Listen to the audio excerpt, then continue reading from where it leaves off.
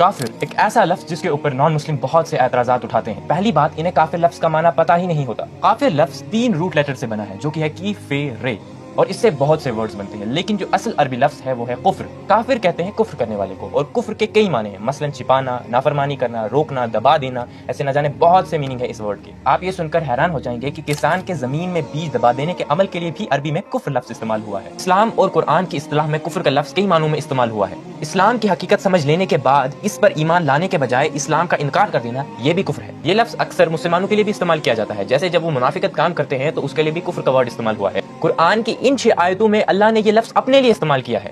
For example, تو اللہ تم سب سے تمہاری برائیوں گناہوں کو دور کر دے گا۔ اکثر یہ لوگ کہتے ہیں تم بڑا کانٹیکسٹ کرتے ہیں، اسی لیے کرتے ہیں کیونکہ ایک ورڈ کے اتنے سارے میننگ ہے، کون سا میننگ کہاں پر فٹ ہوگا، اسی لیے ہم کانٹیکسٹ کی بات کرتے ہیں۔ اب لوگ سمجھتے ہیں یہ ایک گالی کی طرح، یہ بالکل غلط ہے، یہ ایک صرف ورڈ آف آئیڈینٹیفیکیشن ہے۔ یہ ایمان لانے والے مومن یا مسلم افراد کے برخلاف اسلام کے انکار کرنے والے افراد کے لیے استعمال ہوا ہے۔ ایگزامپل، گریجویٹ کا اپوزٹ ہوتا ہے نان گریجویٹ، اسی طریقے سے یہ بھی ایک ورڈ آف آئیڈینٹیفیکیشن ہے۔ دیکھیے اب قرآن کا موقف کیا ہے، ہر ایک شخص کے پاس حق ہے کہ وہ اسلام کو قبول کرے یا نہ کرے، اسلام میں کوئی بھی زور زبردستی نہیں۔ اب دیکھیے کچھ لوگ آئیں گے، وہ قرآن کی کچھ آیت لائیں گے اور وہاں پر لکھا ہے مار ڈالو، قتل کر ڈالو، وہ اگر آپ سیاق و سباق کے ساتھ پڑھیں گے تو آپ سمجھیں کہ وہ جنگ کے احکام ہیں۔ اگر آپ نے سیرت نبی پڑھی ہوگی تو آپ کو پتا ہوگا کہ مکہ کے مشرکین نے کس طریقے سے نبی صلی اللہ علیہ وسلم پر اور مسلمانوں پر کس طریقے سے ظلم کیا تھا۔ اتنا ظلم کیا کیونکہ جو بیسک نیسیسٹیز تھی ان پر بھی روک لگا دی گئی، انہیں مدینہ ہجرت کرنے پر مجبور کر دیا، اتنا ظلم کیا، اتنے لوگوں کو مارا، اوپریس کیا، اس حالت میں ان کو حکم ہوا کہ آپ جنگ کریں۔ اور تاریخ بھی اس کی گواہ ہے کہ مسلمانوں نے اپنی حفاظت کے لیے، قیام امن کے لیے اور بیرونی حملوں کو روکنے کے لیے جنگ کی ہے، اور مسلمانوں نے صلح کو جنگ پر ترجیح دی ہے۔ اللہ نے کافروں کے لیے قرآن میں کئی مقام پر ان کے انکار سزا کے تذکرے کیے ہیں۔ آپ کو بتاتے چلوں، یہ جو معاملہ ہے اللہ اور اس بندے کے بیچ میں ہے،